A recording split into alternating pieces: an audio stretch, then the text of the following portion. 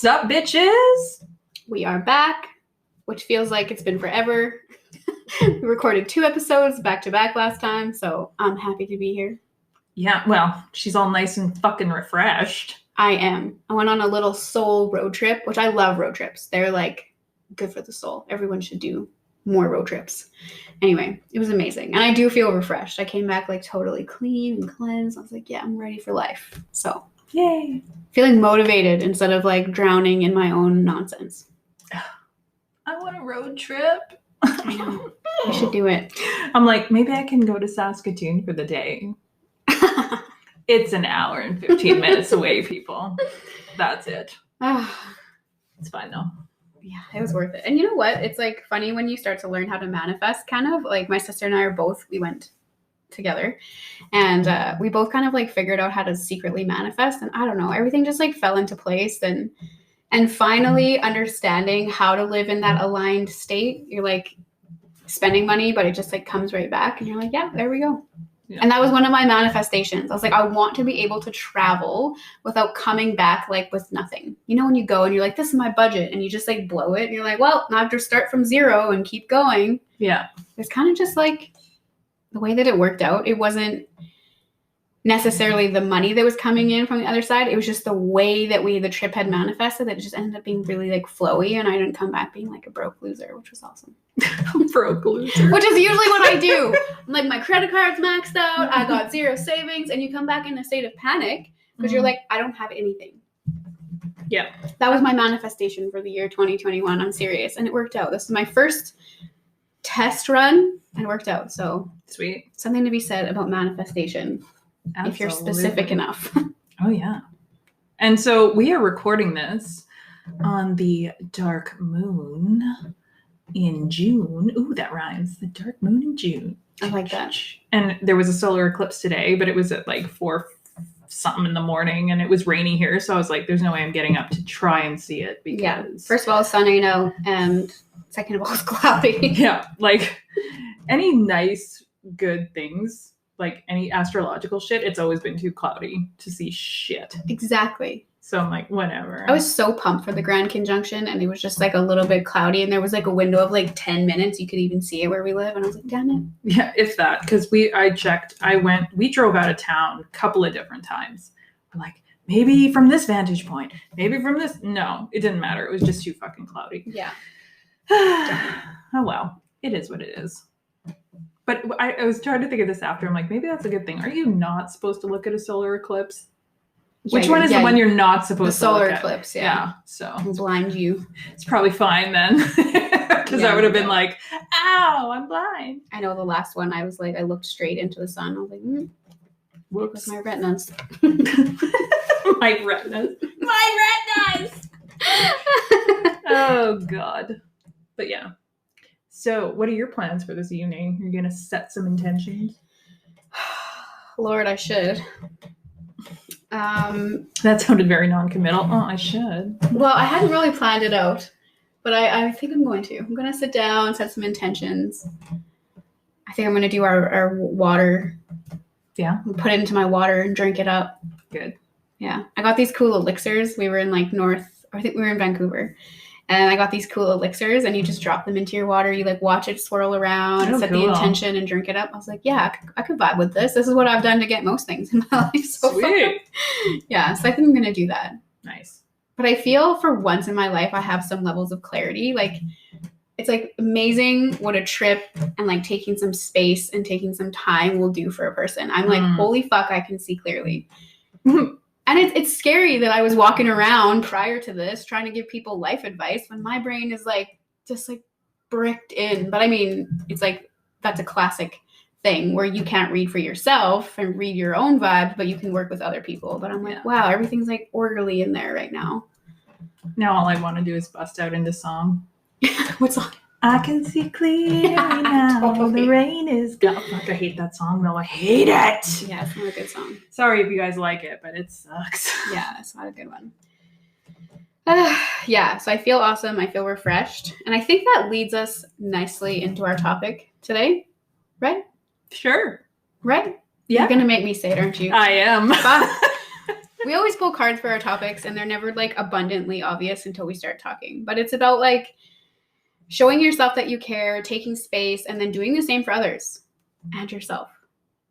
That's right. And yourself. Mm-hmm. It's just a little bit of accountability there. Yeah. You know, and okay. Oh, I always feel like put a damper on things. No, this is the life information I also need. I was like, we're pulling cards, and I'm like, this is going to be directly spoken to me. These are my problems. So Randy, give it to me. Well, no, it's just like, okay. Yes, it's great to put yourself forward and put yourself first, which is important. Mm-hmm. But there's accountability to that too. Yeah. Right? Because we can do that a couple of different ways. If you're putting yourself first, in my little air quotes, because you're like, oh, everyone treats me bad and my life sucks. And you know what? I'm just going to take a time out and treat me the way I deserve to be treated because nobody else does it. Little bit of a different vibe than, you know what? I put everybody first. It's time I have boundaries. It's going to be hard. But you know what? I got to show myself that I'm just as important as everybody else. And I need to put myself forward, even though it makes me uncomfortable. Yes.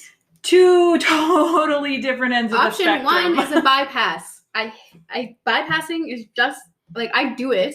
Not going to lie and be like, I'm good at everything. Hashtag victim consciousness. I know, but fucking bypassing.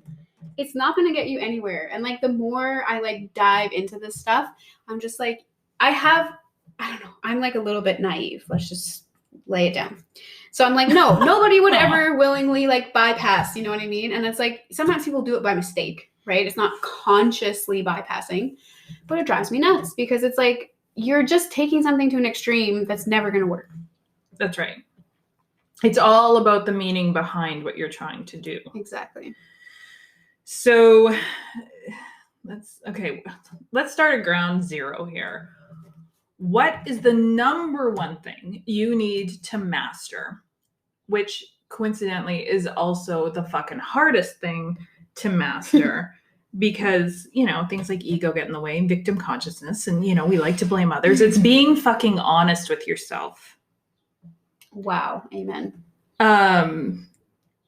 Because, you know, we can justify anything and tell ourselves, oh, this is my truth. Like, I'm just being honest to myself. When in actuality, that is not the case at all. But it makes us feel better.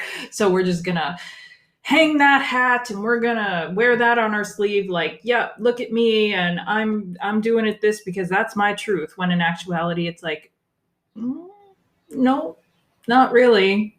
Because that's straight up coming from the wrong place. 100%. Evidently. And it's very obvious that ego's in the driver's seat here. So, you know, recognizing that, I guess, recognition and honesty. Yes. Is definitely essential. It's key to like everything, you know? If you want to be, like, we talk about authenticity a lot. Well, the key to authenticity is what?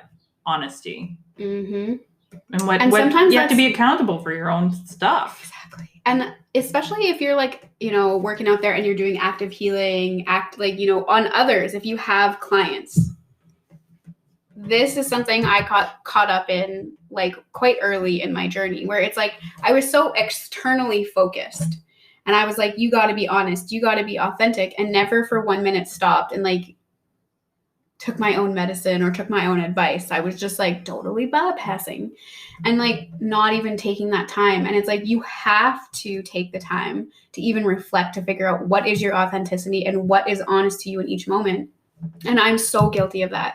I keep myself so busy that there's very little time to sit down and like listen or understand what's actually my real truth in any given moment. And you end up in disasters.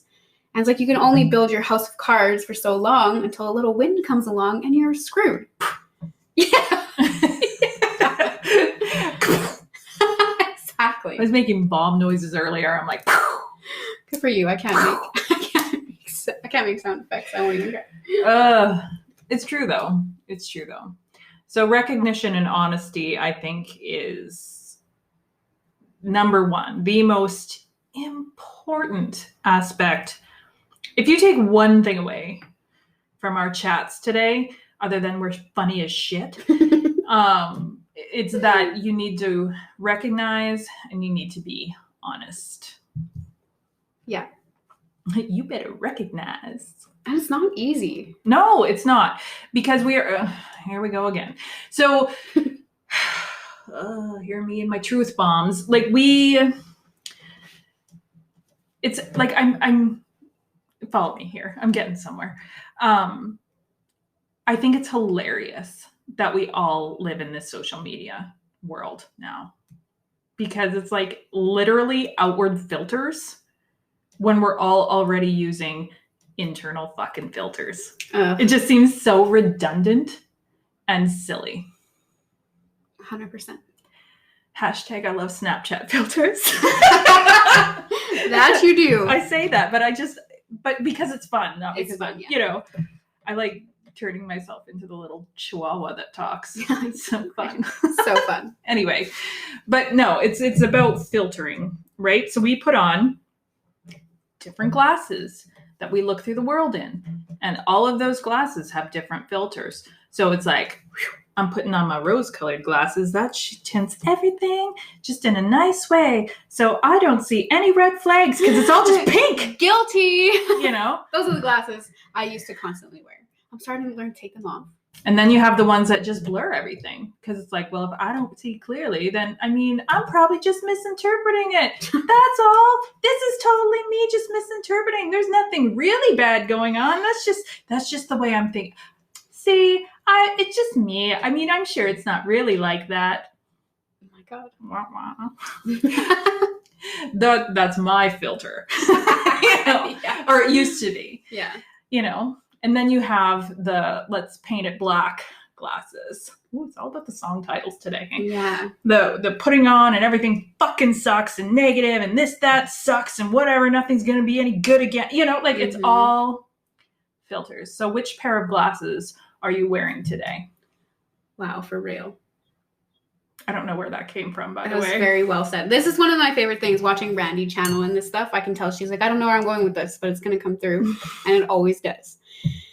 Yeah, no, that is a really great analogy to like describe that. But nobody ever just wears their normal fucking glasses. I'm where they can forth. See things as is. Back and forth between the emo glasses and the rose gold glasses. The emo glasses. For real. Yes, it's true. And it's hard because if you like, I know there's a lot of people that listen to us that are actively like practicing spiritual work and actively like becoming practitioners or are practitioners. And it's like, man, is it easy to ignore yourself in the process and just focus on your clients and totally skip and bypass your own work. And like, I think that's where that like taking space comes in, you know? And I mean, it just happens to fit in nicely because I just did that. But man, if you don't slow down, you don't even know what your truth is. No. How can you even be honest with yourself if you've never sat with yourself for like 15, 20 minutes a day? I know so many people who hate being alone. They're like, I'm bored. And I'm like, how can you be bored? Totally. Like, being alone is the best. It is. It's awesome. Says the old married lady. It's not that I don't love my husband. I just really love being alone. You know? I just really love being alone more. Yeah. When I open the clinic by myself, it's like my happiest time. Or I close it by myself, happiest time. I like that. Yeah. But it's fine. Like, it just gives you that time to just listen. Yes. And exactly. And in my own experience, I love being alone, but I've created this misconception in my life that like when you take that time or that space to just like listen in, that other people are like mad at you because of it. You know, I'm always like, oh, like I'm sure Graham, my partner, wants to hang out with me and right now. So then I like just hang out with him for like no apparent reason. That sounds like a Graham problem, not a you problem. Exactly. And it's like, I don't even know if that's true. I might have just made it up. Exactly. Yeah. But even if it was, so devil's advocate here, let's say it was true. Why should your need for space be any less important than his need for me to be just around? Yeah, just around. Yeah. Not it's different, you know, if he's like, hey, I made this plan for us. You cool with going for supper? Let's hang out. Let's watch a movie. But it's like, hey, I want you in the room while I play video games. Which is what it is, yeah. Well, why? I want to go sit in my room and meditate or pull some cards or watch some Schitt's Creek or whatever. Exactly. You know, like why is that got to be more important than sitting beside you? Exactly. You know? So there comes a time when, you know, we got to kind of weigh our I talk about this with my clients so often. What are your needs? What needs do you absolutely need to be met in any relationship? We're not just talking romantic, by the way. We're talking about friendship, coworkers, work, whatever. What is your deal breakers? You know, what isn't being met here and how can they be met? And if they can't be met, then why are you there? Mm-hmm. Because you continuing to take your quote unquote deal breakers and keep sacrificing them, means that you have, how do I put this nicely? Well, let's call it what it is. Let's shoot the shit. It's you're putting everybody else first. To be a fucking martyr, which we're all like, I know we've all been guilty of it. Mm-hmm. Or you don't like yourself that much because you don't think you're worth that time. Because you're telling the universe and yourself that everybody else's needs are way more important than mine. But it's okay because my ego keeps me comfortable here in this nice victim consciousness and telling me that, you know, I'm such a great person because I'm sacrificing all these things. And you're telling the universe this, and karma is fucking relentless. If you want to manifest more baggage on your back and more people not seeing your worth, be my fucking guest. That's how you'll get there. Mm-hmm. And you will drown. I meet so many people who think they're just sacrificing for the greater good and they can take it for the team. They're strong. Karma doesn't care that you're just like, oh, it's not a big deal right now. It has nothing to do with strength, by the way. Bricks in your backpack that will sink you. And I know because I did it. This is exactly what I did. And I would honestly say, martyr, don't know your worth, and are a coward. I kind of held like the cowardly spot. I just didn't know how to say, I fucking need this. And it's partly because of you don't value your worth. Mm-hmm. So you feel like you're kind of an imposter. But like sometimes all you have to do is say it or just reroute it, but you're too afraid to confront the situation. Mine was, I would always soften the truth to make people feel better. Mm-hmm. Now I'm just like, no thanks, I don't want to. Yeah. But before it'd be like, well, you know, I have a couple other things on the go. I don't want to commit to something and, you know, have to put you out of your way. Like, I mean, chances are I'm probably not going to make it. If I can, great. But probably, I don't know if I can, you know? And how much better has your life become now that you're just honest? Oh, it's great. Yeah. I think about that all the time. I don't feel guilty about it anymore. Exactly. Because you know what? Like, it's either your deal breakers that you say are your deal breakers aren't really your deal breakers, mm-hmm. or you're being a martyr. Mm-hmm. I'm sorry, those are the two options. So ask yourself, why are your needs any less important? And I know there's going to be people out there who's like, well, you don't know, you don't have kids. Because that's always the first thing that gets thrown in my face by a lot of different people. Same. And I'm like, A, you don't know my history. With that, that's rude. B, who cares if I chose not to have kids? It still doesn't matter. You still have to have boundaries. You still have to put yourself first. There's a reason. There's that old adage, and they tell you this on planes, put your mask on before helping others. Yes. Like that's a real thing because you're no good to anybody. Exactly. Yeah. So either suck it up, get yourself out of victim consciousness and reevaluate your boundary, or well, not boundaries, but reevaluate your needs. And if they aren't being met, do something about it. Don't sit there and whine and complain that, oh, you know, all of this sucks and it's never going to change. Well, you're allowing that to happen. Again, what did we say at the beginning? Responsibility. You have to take responsibility and accountability for where you are in your life, right? Mm-hmm. Everything is co-created. Yes, certain situations come in that fucking suck and throw you off your game and fucking blow your life up. I know, I've been there. But what do you do with it after? Exactly. And like, second of all, lots of those situations come with significant warning signs before they come. And I would know, I've got myself into some sticky situations, and there were windows of exit that I was granted that I deliberately was like, put on the blurry glasses. Or the rose-colored / blurry glasses. This isn't going to end that bad. This is fine. No one would do that to another human being. They fucking would. And that was your warning sign. And they did. And now you have to pick up the pieces of the thing that you continually ignored because you weren't honest. You're wearing your fucking glasses. Or the people who, over and over get into the same type of relationships.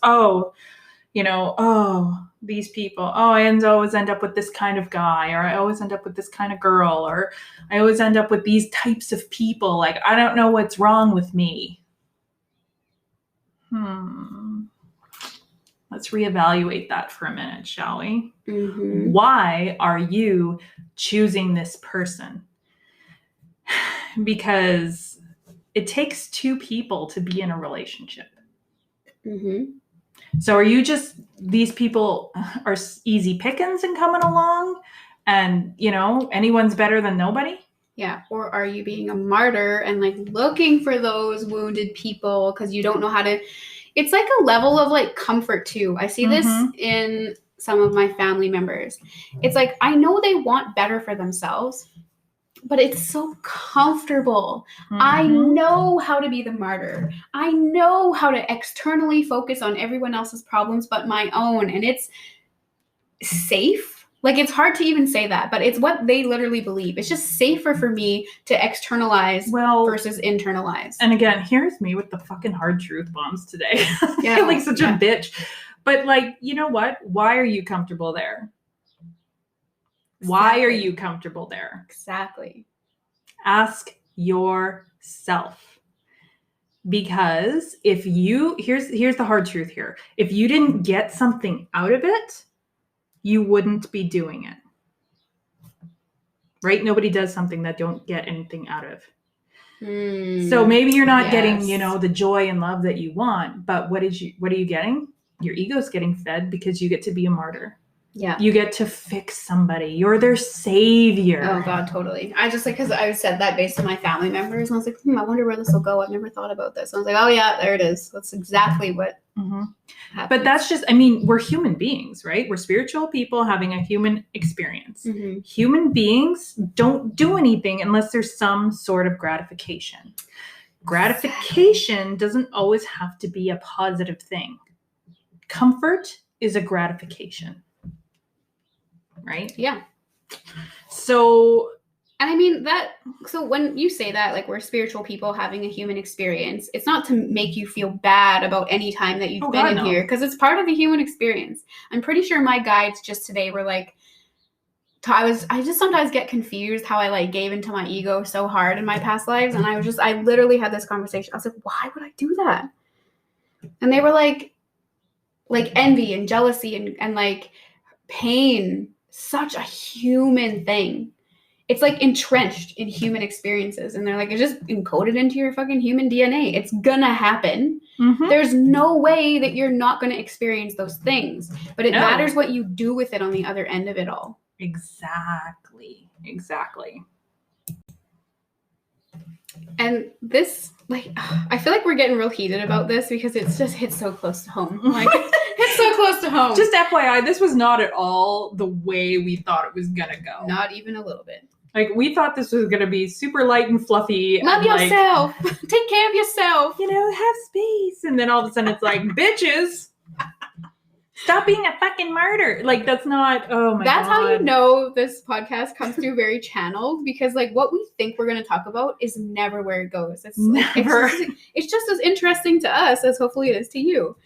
Yeah. I love re-listening to it because I'm like, what? I don't remember any of this. Exactly. And then sometimes I get so enthralled in the topic, I'm like, oh yeah, I forgot that was me, which is a relief because nobody likes re-listening to themselves. Oh God, no. Yeah. So I'm like, thank God.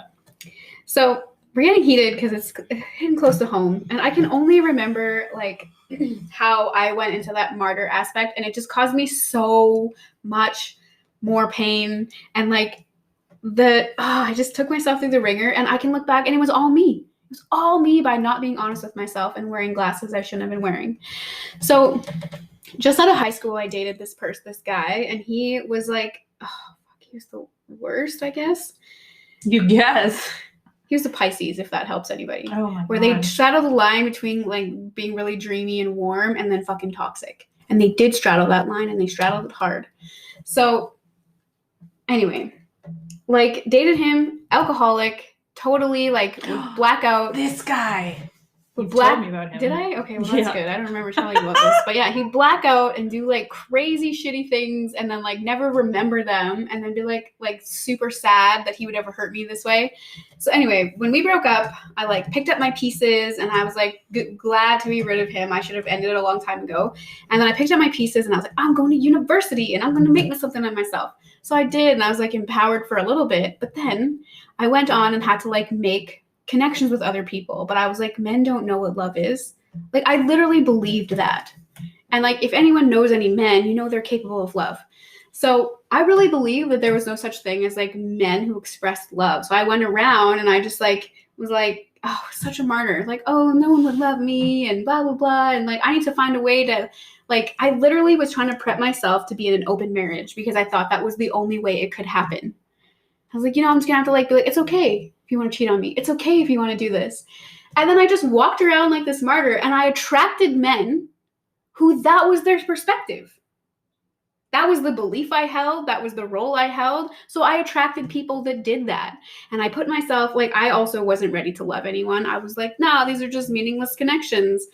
And they fucking were. And eventually it like destroyed my self-esteem. And I like reaffirmed those beliefs because I just wanted to martyr that hard relationship for so long. And it's like, if I just would have like fucking pulled up my big girl panties and was like, no, that was just a toxic relationship. I had to learn a lesson or close out a contract or clear karma and be like, just move on and be like, no, I deserve better. Yeah. Isn't it just better to hold your power? Where was this when I was a teenager? Right. Where was my me when I was a teenager? Seriously. But I'm gonna age myself here, kids. Like when I was a teenager, there was no social media. Nobody even really carried cell phones. It was a time. I got Facebook after I graduated high school. And I had a phone, it was like a flip phone with like T9 texting. You have to go through every letter. Yeah. I was so fast at T9 texting. I kind of miss it. I like the challenge. Yeah. And you know what? I didn't even have a cell phone until like 2005. I held off. Everyone I knew had one.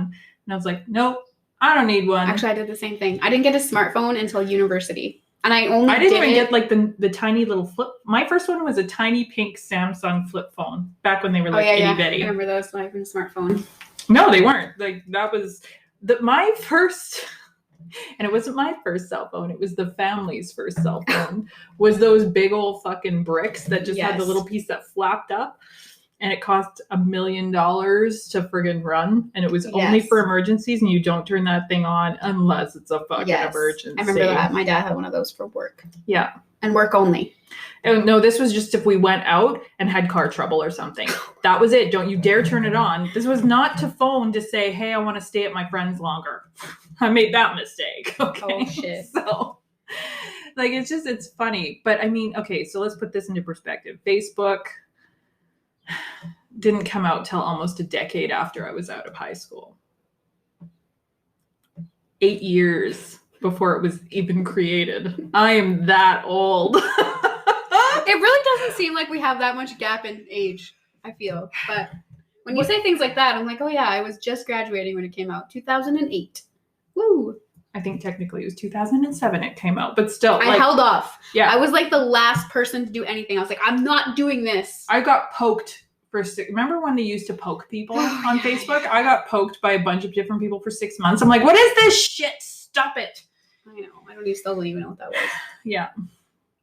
Now it's just funny. I'm like, poke. I'm 12. I can't help it. But anyway, that tells you like the era I grew up in. I don't remember where this was going, but it was a fun story. So let's just. I know. I was like, man, where are we going here? No, that's you so graduated in 2008. Yeah. Wow. No, that was a while back. I was like, my 10-year reunion was recent, but no, that was like 4 years ago now. Mine was like over 20 years ago. Crazy. Yeah. Wow. My college. Oh yeah, we were talking. Is almost 20 years ago. When did I graduate college? I took 2 gap years though. I didn't go back till I was 20. Well, I went to performing arts school, so it wasn't even like college or university. I went to performing arts school and graduated in 2002. Nice. I graduated university in 2004. No, 2014. Wow. I still can't believe you graduated in 2008. Like, that was almost my 10-year reunion. It really doesn't feel like there's that much time. I know it doesn't. Well, we're all the same age. Exactly. But yeah, graduated in 99. Like the last year of the millennium. Nice. It's legit. Yeah. A good year. We were all like, suck it, bitches. Last year of the millennium. Yeah. And then the ones after us are all like, whatever, first of the new millennium. We're like, still not as cool. No, 99's way cooler than 2000. Meanwhile, I'm like, okay, ego, settle down. It doesn't even matter. Yeah, we're just like here talking about the ego, then just getting wrapped up in it. Yeah. Love it. Wow, we digressed. Oh, yeah, I don't even know what we're talking about. I think it was something about like, where was this advice when I was in high school? That's where we started. Yeah, that's how it started. Yes. But for reals though.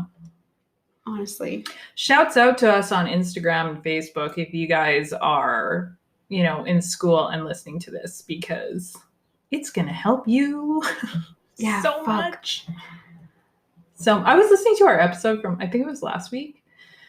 We were talking about high school and how you fucking hated it and would never go back. Oh, and I was like, I'd go back for sure. Fuck it. It was great. It was so weird. You guys, like, I just can't even say this out loud. I'm going to regret it. Oh, God. So weird. I remember, like, I loved Spider-Man for some reason. Like, is that appropriate for a teenage girl to love that much? Yes. Okay, yeah, maybe it's all right. But I had these they were like plaid pajama pants, and there was like Spider-Man decals on the side. And I used to wear those to high school. Oh my God, that's amazing. I would totally do that. If I didn't have to wear a uniform every fucking day, it's totally how I would have dressed. Oh, it was so weird. But like, I don't take it back. Like, if I would rather, like, those memories are like painful for me to think about. And I used to have like, why? What's painful about them? Because I was a martyr back then. I was like, no one likes me. I'm so weird. Okay, then you shave your head bald and wear Spider-Man pants. Like, yeah, you're weird, bro. Oh my God. Empire Records. Shock me with that deviant behavior. I wanted to shave my head so bad. My mom wouldn't let me. But I got super, super short. So I kind of won. And I did eventually shave my head bald. It wasn't quite bald. It was 2009. I had, like, shaved in the back, but I had like hair on the top. I'll show you pictures. It's on Facebook. I was bald. It was Cops for Cancer. But when they did it, I was in a play. So I couldn't actually do it at the time. And then I shaved it like a week later after everybody else. And my inspector, because I worked at the police station, and he's like, oh, so you still did it, eh? And I was like, yep. And he's like, you're making us look bad. Oh my God. So the next time it came around, I would like to point out that yes, he absolutely shaved his head the next time, but still. Exactly. Anyway. But what I was getting at with that was, wouldn't you like to go back and own that now? Okay, yes, 100%. If I could go back and just own it, because I wouldn't change it. Like, I would rather have that memory of being like, you were deviant from the start. And like, you know what I mean? Sometimes, but you weren't even a deviant. Well, not really. No, but like, I was definitely like counter culture or whatever. Like, I just didn't fit in. I don't even know what you'd call it, but I was just like weird. but I wouldn't change it, but I would wish say I that's could cool. I wish I could have owned it and like had the confidence. But it's like I do appreciate that from myself. And one thing I spend time being grateful for is like, you know what? I am like young to have figured out what I'm passionate about, and I can only thank the levels and years of isolation that I had at a farm school, living on the farm, where I could only be myself. And then I was like thrusted into high school that was like in the city, and it was like 2,000 kids it was like 160 kid school to 2,000. Did you go to Carleton? Yes. Ew. Yes. Ew. So sorry if you go to Carleton. So I was like, I'm grateful that happened to me, and it's like really given me a leg up in everything I've done since then. Yeah. But I wish I could have, held the confidence maybe that I do. Yeah. Am I still working on it? Yeah, but yeah. I don't. You know what? I wow. God, I hit my stride in high school. I was very confident in high school, actually. Oh my God. On one hand, but on the other, it was like, oh, no one likes me. Boys don't like me. Because I was everybody's best friend. And it's like, hey, can you set me up with your friend so-and-so? It's the worst. And I was like, do it yourself, asshole. Here's her number. I never actually said do it yourself, asshole. I was like, no, for sure. Oh my God, you guys would be so cute together. Meanwhile, I'm like, what's wrong with me? Like, there was my martyr bit there, right? Have you ever heard that saying, like, youth is wasted on the young? Oh my God. Fuck, is that ever true? Isn't it? Fuck. The things I could have done with that beauty and that grace. I'm just kidding. I was wearing Spider-Man pants and I didn't have any hair, but still, I didn't have any hair. I was short haired too. But like, if I go back, I'm like, fuck, I was thin then. And I thought I was fat. Oh, if I went back, I'd be such a slut. No, I wouldn't, because my dad was still a cop and I was like super paranoid. But it's like, I don't want my dad to catch me in bad places. I would be murdered. Oh yeah, could you imagine the amount of times I was at a party where the cops showed up? No, we were the nerds though. Everyone was having like bush parties. Do you remember bush parties? Yes. I never went to them because I thought they were gross. I'm like, I don't want to have to pee outside. Oh my God. Meanwhile, my friends and I had dinner parties where we cooked elaborate meals and drank wine and dressed up and sat down. Okay, you are definitely some sort of queen from the past. I just remember that model lifetime of yours, like going to dinner parties and dressing up and getting served. No, I was a farm kid. We definitely went to bush parties. Yeah. I don't really remember any, like... I'm just too much of a diva for that. Yeah. As it is, if I sit outside without incense burning and there's bugs, I'm like, ew. I'm like, you know what I want? I want a screened-in sun porch where I like lift. There's screens everywhere. Yes. Where I'm just like, and I'm safe from the bugs, but I still get all the air. Yes. And I'm like, I'm outside, but I'm inside. That's what I need. I feel like this is the type of diva attitude I need to embrace, because in my past life I was a diva, but it's turned into my shadow because I've like vastly rejected that part of me. And it's like, no, can't you just own it? Who doesn't want to be a fucking diva sometimes? Right? Like, think about how much fun that would be. It'd be so fun. I like look at my dogs who are such fucking divas, and I'm like, I want to be like that. I know. Like Nerp, oh my God, she can't have anything that's not plush. Like Farm Dog, my ass got her from a farm. She just knew she's like, you're my people. And now she like has to have a pillow that she's laying on the couch, or she like lays on our bed, like sprawled out, like too bad human, my spot, you know? Oh my God, they're so funny. And then we have Ellie, who's like a little bit more rough and tough, but she also, you know, the second it starts to sprinkle, her eyes squint and she's like, oh, comes inside like, oh, I'm dying. Like, it's funny. I know. My dog is such a princess too. She needs, if she's laying on the couch, she needs a cushion. Of course. She needs a pillow to put her head on. And if we try to give her a play date with other dogs, her first 15 minutes is like, oh, you expect me to play with other dogs? I'm a human. Princess. I want to be with the adults. And I'm like, oh my God. Taking Nerp to the dog park was like that. She was like, fuck you, other dogs. Look at all the people. Yeah. Just think she's human. Like, just walk around exactly. like, love me. Exactly. Look how cute I am. Ooh. You know what she's so like. that. Oh my God. She's the best. When I first met her, I was like, she's like an abused dog or something. You must have rescued her. No, she just lays it out. Like, oh man, I'm so sad. And she wants you to pet her. And she gets this sad dog look and like sprawls out like, oh, woe is me. And then if you pet her and stop, it's all of a sudden a couple seconds later. Oh. Speaking of martyrs. Yeah, totally. Oh my God, she's so ridiculous. We're going to have to post pictures of them on Patreon. Yeah, definitely. Cute little. Got some good ones in my dog. dog. Oh my God. I'll try and get a video and post it on Patreon of like when she goes straight up full diva. It's so funny. God. I can't wait. I want to see it. Oh my God. Yeah. Too funny. Totally. Anyway, what were we talking about? I fucking have no idea. Just straight up like got lost. Was being honest, not being a martyr. Because like, you know, right? Like that's, oh God. If you find yourself wearing those glasses, it's you not being honest. And it's like, it's okay. It's part of being human. Oh, for sure. But like, it's just learn to not. And just switch them out. Yeah. And it's like really a form of like, you know, you spend all this time healing others and taking care of your children and nurturing your relationships and your job. Like, can you just stop and like show yourself that you care sometimes? Show yourself that you're worth a little bit of extra time to reflect and just, you know, take off the glasses.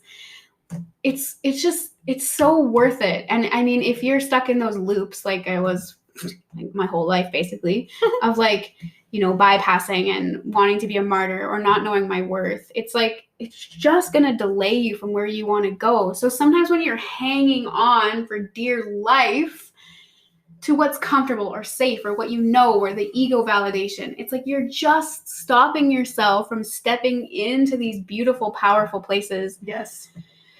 And it's just not worth it. Totally. And we like to, here's the thing with the martyrdom.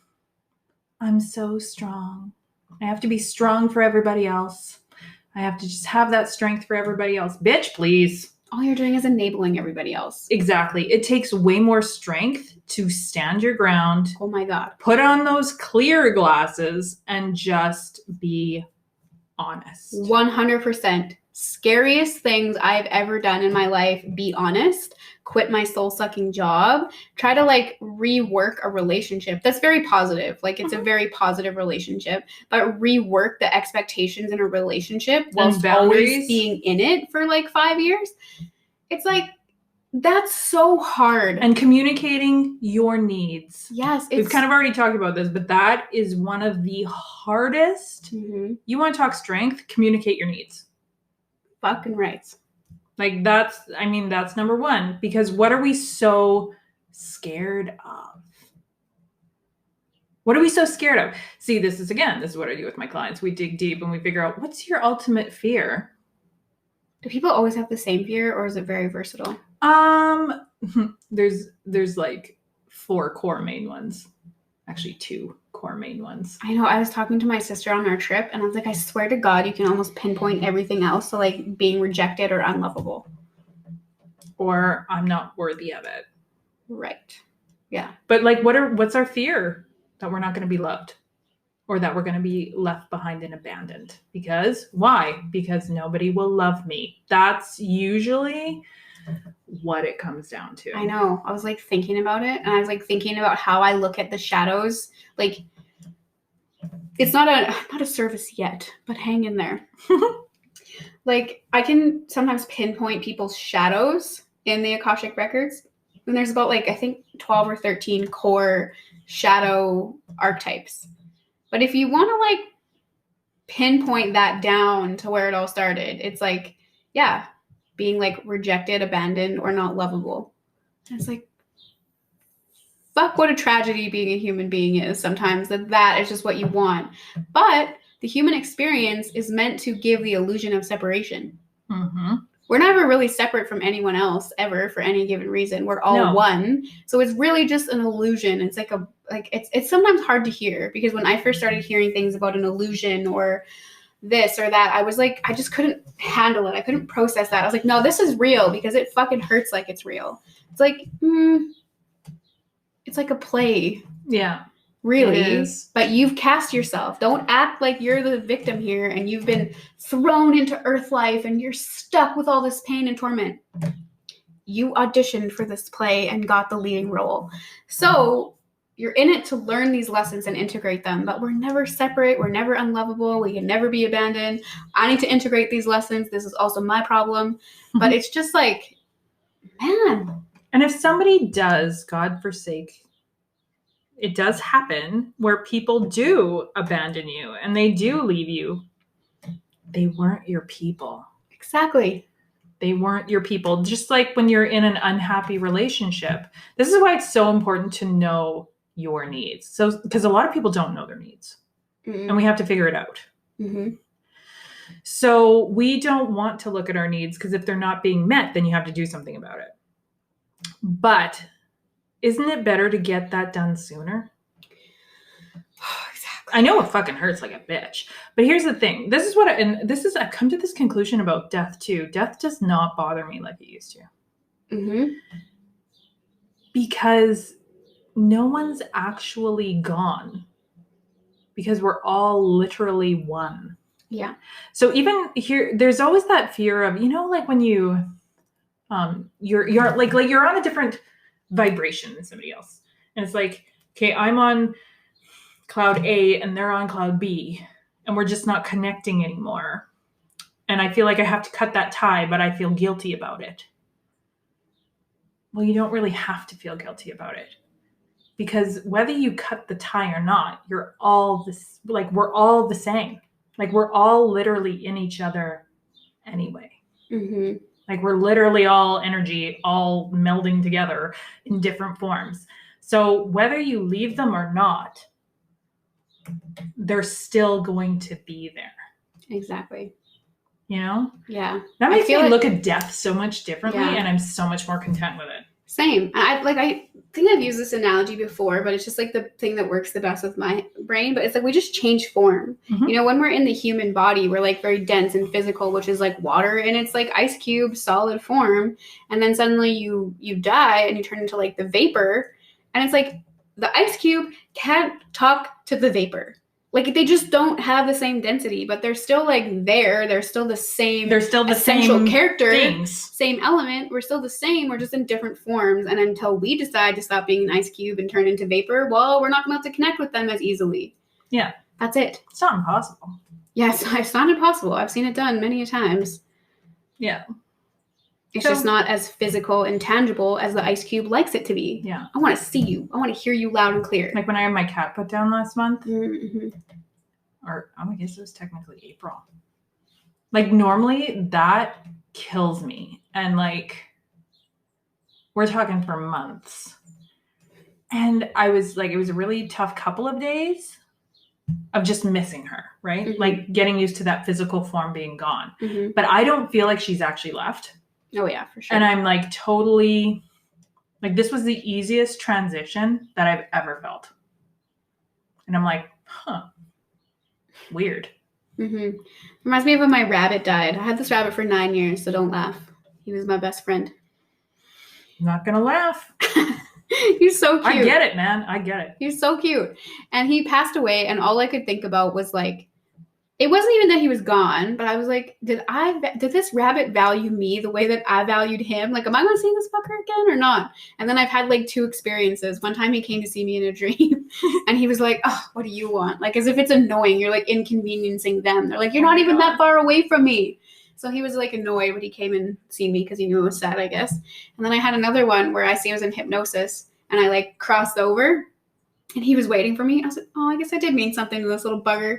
But that was my bugger. That's what I thought. I was like, I was just like, does this rabbit think I'm as cool as I thought he was? And it's like, yeah, turns out nothing's a coincidence.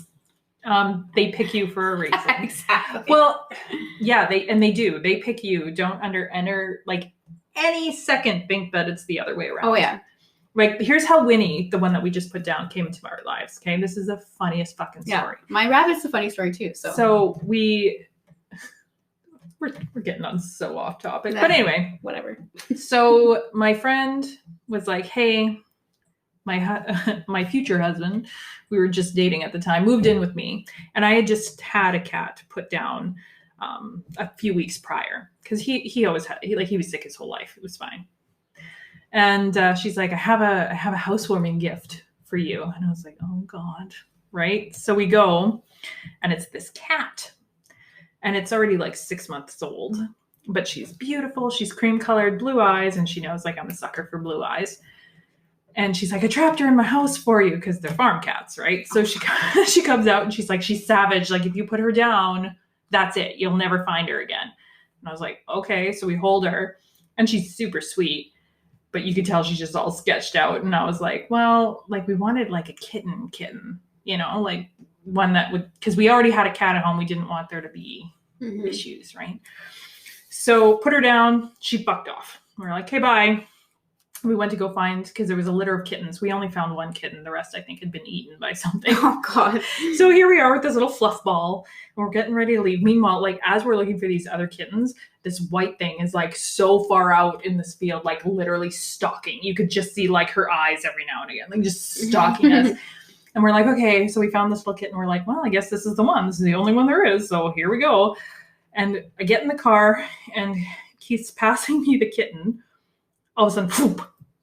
And I was like, what the hell? I looked down. There's this cream colored cat literally jumped in my lap and laid down. Whoa. And I was like, oh,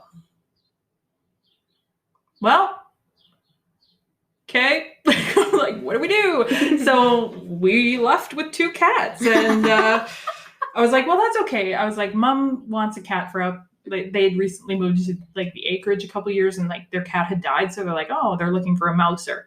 They're like, okay, well, she's an outdoor cat. Should work. They like blue-eyed cats. It should be fine. Well, I fell in love with her by the time we got home. It was like a 20-minute drive into town, and she slept that whole time curled up in my lap purring. So and I was like, well, there we go. Mine now. Yeah. Oh my God, that's so cute. So now goes the story of my cute little rabbit. So I've always thought rabbits were cute. They're just adorable. And I remember like one day I was at work, and I lived out of town. I was on the farm. So I was in town, and I had this hour long, and I was like, I'm sad. I'm going to go to the pet store and just like pet the bunnies. So no intentions. Bunnies are pretty like, just like stoic. Like they don't do a whole lot when you go visit them. They're kind of just like there. So I'm just going to pet them. So I'm there, and I'm petting this one rabbit, and he's like trying to climb up my sleeve. Aww. And he's like nibbling on the bottom of it, and he's like trying to crawl up there. And like rabbits don't want to be held. Like, I'm sorry if you have like, maybe you have a rabbit that wants to be held, but mine sure as fuck didn't want to be held. They wanted you to pet them between the nose, and that was it. And like, he's climbing up my shirt. I'm like, you're so cool. Like, why do you have so much spunky personality here? And then I like held him, and he like nestled in. And I was like, well, guess I'm going home with a rabbit. So then I bought him, and I didn't have any rabbit gear. I was at work. I still had a half a day of work to go. And I live on the farm. So I just brought this rabbit, and he just sat in my office with me. Just free roamed around for like the next like 4 hours. Nobody was there. So whoops. And then I had a rabbit, and he was like 9 when we put him down. Oh, so but cute. like, you know what I mean? Yeah. How could you not, like, that's not something I've ever pet a lot of rabbits in my life, and they don't do shit. Yeah. And then one time this rabbit's like, I'd like to live in your sleeve. And I was like, okay. Oh, that's like when I got my first cat that I bought ever by myself. He was a Himalayan, and his name, I named him Wicket, like after the Ewok. And he was so sweet. And I just randomly, like, because I just bought my house. I was like 19 and went there. I don't even know why I went to the pet store. Like, I don't even know why. Just like this calling. You're like, I must go today. And I go, and here's this cutie patootie. And I was like, oh, he's so sweet. Oh. And then I left, and I went to my mom's shop. I'm like, you have to come see this cat. And like, my mom was always booked solid with her hair, like always. So I'm like, I don't even know why I would have ever gone there. And it just so happened. I don't know if she had a cancellation or just she had a break. So up we go to this fucking place and walk in, and I'm like, can I hold him? And they're like, yeah. And he was $150, which back in the day was a lot of fucking money for a cat, especially in a pet store. And so I'm holding him, and this little girl and her dad come up and start petting him. And she's like, Daddy, can we get him? And he's like, sure. And I'm like, actually, I'm already taking him. Sorry. Oh, and I was like, at that moment, I was like, he's not going anywhere. And it turned out I had exactly $150 cash in my wallet. Nice. And I was like, wait, what? Like, that's just one of those things that was meant to happen. And so thank God I brought my mom, because she drove back while I had this cat. Oh my God. There's no way, because he was like, Oh my God. I was just like, what are the odds that I had the exact cash? Yeah, that's crazy. My mom had a break and was able to drive while I tried to maneuver this cat and like the stuff that I bought for him. Oh my God. Yeah, that's crazy. Yeah. That's one of those things. I know pets definitely pick you. Even my dog. Like, we just never wanted to get pets, and just one day we're like, we need to get a dog. Yep. You know? Mm-hmm. And then you go, and then the dog just picks you. It's like, this is the one. And you're like, yeah. Aww. I think I'm pretty sure they name themselves too. Oh, totally. Do you think I would have named my dog Gnerp? No. Yes. No. Her name is so fitting to her, though. I know, she's so Gnerped, but yeah. Nerpy Nards. So cute. And Ellie just suits Ellie. Oh, yeah. Yeah. Definitely. And I love MJ. She's so funny. She's so cute. And it's so, like, just MJ. It just works. Yeah. She's so fucking cute. Oh, my God. Yeah, she's pretty cool. Yeah. I'm sad the thunder stopped. I don't know. Oh, no, we weren't recording when that big one happened, hey? Yeah. It was like rumble, rumble, rumble, rumble. It was awesome. Yeah. Love thunderstorms. Bring me to life. Yes. Anyway, we probably gabbed your ear off. Like, I don't even know. I think we lost topic about half an hour 20 ago. minutes ago, yeah. Yeah. But I think we got the point across. I think so. Be honest and give yourself some damn space to figure out what that honesty is. Well, yeah. And if you're not giving yourself the space, how are you going to be able to do that recognition and allow yourself to be honest with yourself? Exactly. Because if you're constantly distracted, that's no good either. Exactly. And it's like the same with the airline, put your mask on first. How are you expecting to raise good children, be in a healthy relationship, have good client relationships if you can't breathe? Exactly. So take care of you. Show yourself that you care. Show the universe that you care about you. Because if you don't care about you, I know this is a cliche, but it's true. If you don't care about you, no one else is going to care about you. Exactly. And it'll be mirrored back to you from the universe and karma every day, all day. And from everybody else. Mm-hmm. Right? So. Yeah. And I've seen so many things online, like, don't. There's this one person I follow, and it's like, don't tell people that they're not lovable until they love themselves. And it's like, I don't want to tell you that, but the universe is going to tell you that. Yeah. No one will people will love you, but you'll never be able to feel it unless you love you. Well, that's just it. It's not that people won't love you. Yeah. That's not the truth, but you won't be able to see it that way. Exactly. So what's the point then? Exactly. Right? So, and give others the benefit of the doubt. We have, okay, I'm going to go on a mini tangent. We already have these stories in our head about how others perceive us and what they're thinking. Well, I know they're thinking this about me. You know what? 99% of the time, you're wrong. Oh, God. Yeah. And they're like, where would you even get that? And of course, we don't communicate because it's like, well, I know what they're thinking, so fuck them. Exactly. Shut down.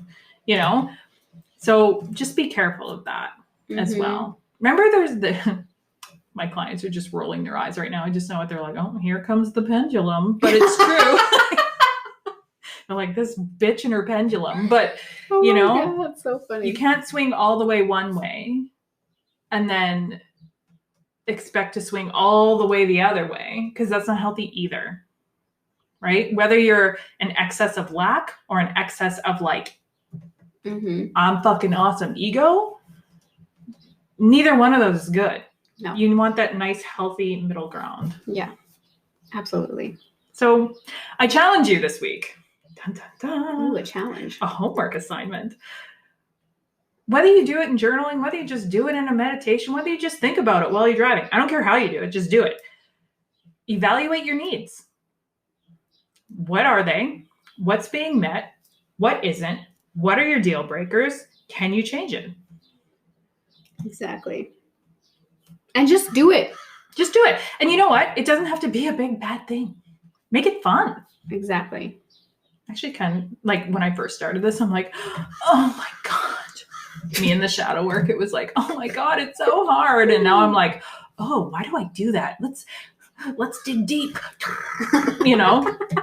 That's like so funny. A little nerd. I was just telling Randy before that. I was like, I need to book another appointment with you, but she gave me homework, and I like look at it all the time, and I'm like, I just can't do this. This is too dramatic. It's like, couldn't it just be fun? Couldn't it just be like research on yourself? Like, come on. It's like, who knows you better than you? It should be an easy homework assignment. Totally.